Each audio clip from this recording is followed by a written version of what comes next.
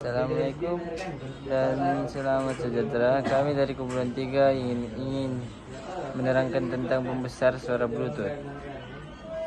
Pembesar suara Bluetooth ialah peranti audio wireless yang menggunakan teknologi Bluetooth untuk menerima dan memainkan musik atau bunyi daripada peranti lain, seperti telepon pintar, tablet, atau komputer.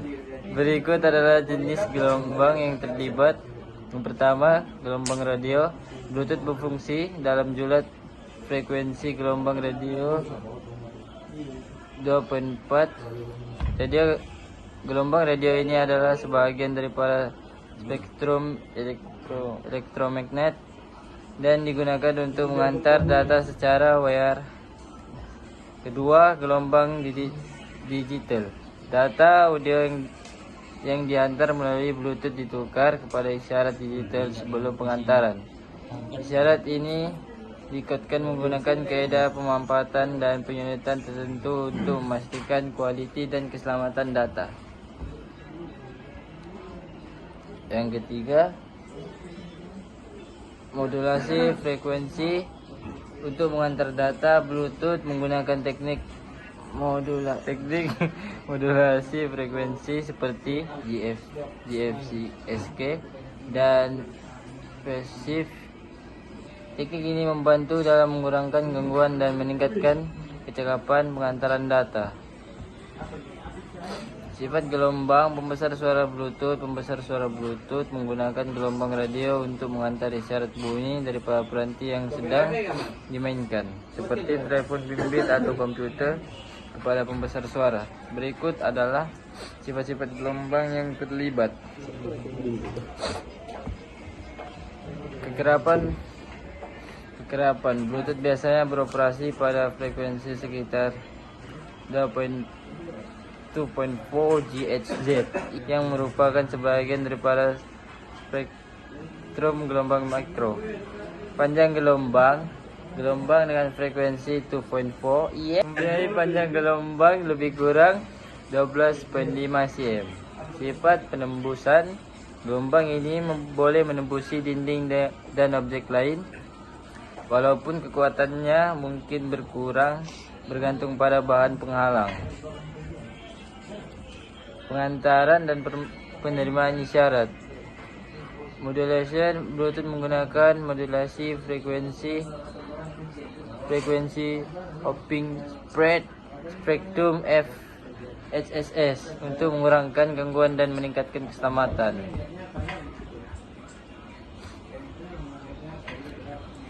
Pengantaran data. Kadar data Bluetooth mempunyai beberapa versi dengan kadar data yang berbeza. Versi yang lebih baru Bluetooth seperti Bluetooth maupun kosong menawarkan kelajuan yang lebih pantas dan julat yang lebih luas. Ketiga, gelombang bunyi.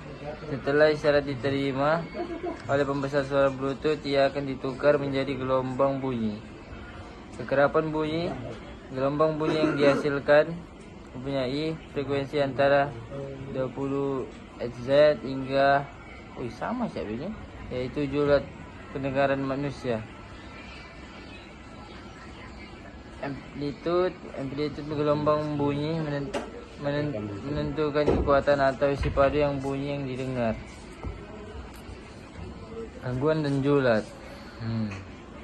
Gangguan oleh kerana frekuensi 2.4 GHz juga digunakan oleh banyak peranti lain seperti Wi-Fi dan gelombang mikro. Gangguan mungkin berlaku. Bluetooth mengurangkan masalah ini teknik lompat frekuensi. Yang seterusnya, pengoperasian peralatan. Yang pertama, berpasangan dan sambungan. Langkah pertama ialah proses perpasangan, di mana pembesar suara Bluetooth dan peranti bermain seperti telepon pintar atau komputer mengenali antara satu sama lain dan mewujudkan sambungan selamat. Ini melibatkan pertukaran kunci penyulitan untuk memastikan pengantaran data selamat.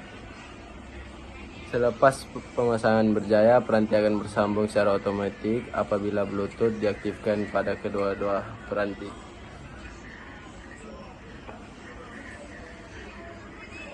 Seterusnya, penerimaan dan penyakot. Pembesar suara Bluetooth menerima isyarat radio melalui antenanya. Modul Bluetooth di dalam pembesar suara kemudian menyangkut isyarat digital yang diterima menjadi audio digital. Terusnya penukaran digital ke analog atau dikenali DAC. Isyarat audio digital yang diterima mesti ditukar pada isyarat analog untuk didengari. Ini dilakukan oleh chip DAC digital to analog converter di dalam pembesar suara. DAC menukar isyarat digital kepada isyarat analog yang sepadan dengan frekuensi dan amplitude gelombang bunyi asal. Akhir sekali, penghasilan bunyi. Diafragma yang bergetar menghasilkan gelombang bunyi di udara. Yang terakhir, penghasilan bunyi. Diafragma yang bergetar menghasilkan gelombang bunyi di udara yang kemudiannya boleh didengari sebagai musik atau bunyi lain. Pembesar suara biasa menggunakan beberapa jenis pemacu. Woofer untuk frekuensi rendah, tweeter untuk frekuensi tinggi, untuk menghasilkan bunyi dengan julat frekuensi yang luas dan kualiti baik. Seterusnya adalah hubung kait pengoperasian peralatan dengan ciri-ciri gelombang yang terlibat. Pengenalan pembesar suara Bluetooth sangat penting bergantung pada sifat gelombang radio untuk menghantar data audio secara wireless. Penggunaan frekuensi 2.4 Hz dan teknik FHSS membolehkan pengantaran yang pantas, selamat dan dengan gangguan yang minimum. Setelah isyarat diterima, penukaran daripada digital kepada analog dan amplifikasi membolehkan pembesar suara menghasilkan gelombang bunyi yang boleh didengari oleh manusia. Julat dan keberkesanan menghantarkan juga dipengaruhi oleh ciri-ciri gelombang radio, termasuk panjang gelombang dan keupayaan penembusannya.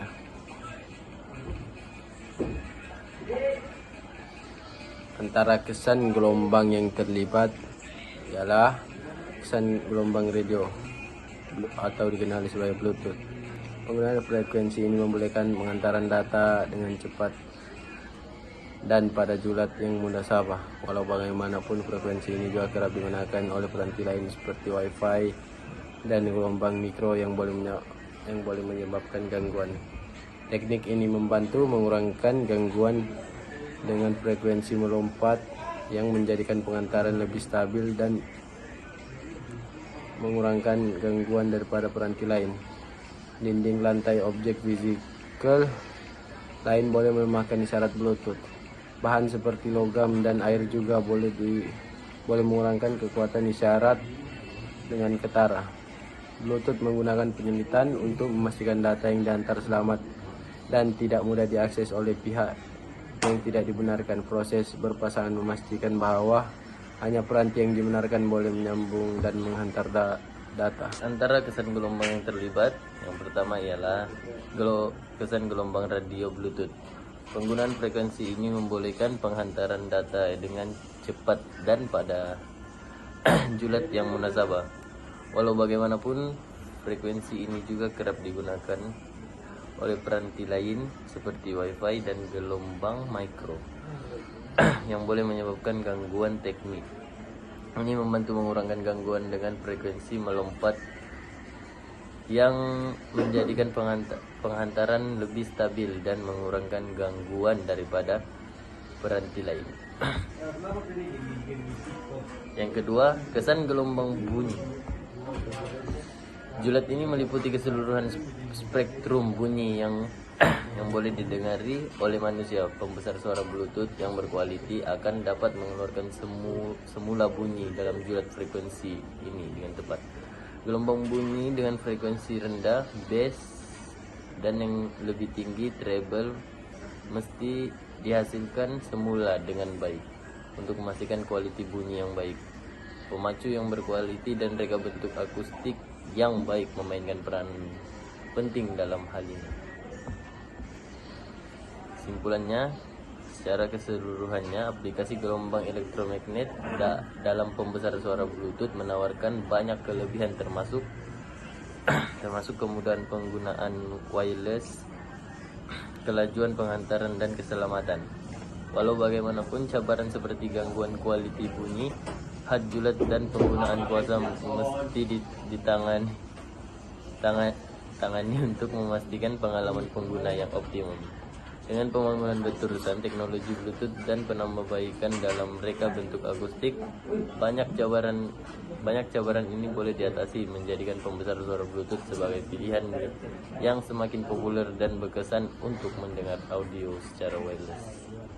Sekian, terima kasih.